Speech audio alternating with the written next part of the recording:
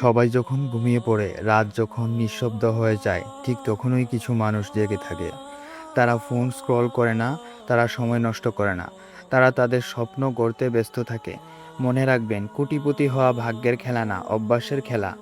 একই 24 ঘন্টা, একই পৃথিবী, একই সুযোগ, তবুও কেউ গরিব থেকে যায় আর কেউ হয়ে যায় সফল, ধনী, কোটিপতি। কেন জানেন? কারণ সাধারণ মানুষ রাতে ঘুমায়, সফল মানুষ রাতে ভবিষ্যৎ তৈরি করে। রাত হলো সবচেয়ে শক্তিশালী সময়। কেন? কারণ তখন কেউ আপনাকে ডিস্টার্ব করবে না, মন শান্ত থাকে, ফোকাস থাকে 100%। এই সময়টা যদি আপনি কাজে লাগান, তাহলে আপনি অন্যদের থেকে 10 গুণ এগিয়ে যাবেন।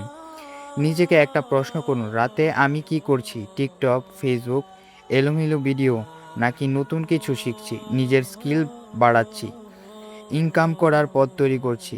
আপনার একটাই অভ্যাস ঠিক করে দেবে আপনি গরিব থাকবেন নাকি কোটিপতি।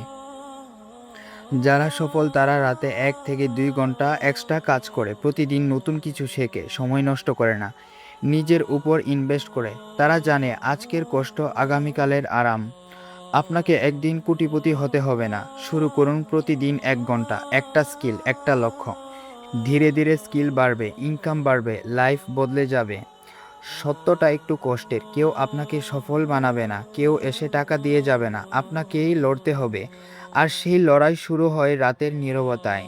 একদিন আপনার বন্ধুরা ঘুমাবে, আপনার আত্মীয়রা ঘুমাবে, আর আপনি আপনি কাজ করবেন, আপনি শিখবেন, আপনার নিজের ভবিষ্যৎ গড়বেন। তারপর একদিন যখন সবাই বলবে, ও হঠাৎ কোটিপতি হয়ে গেছে, আপনি শুধু হাসবেন, কারণ আপনি জানেন এই সাফল্য রাত জেগে কেনা।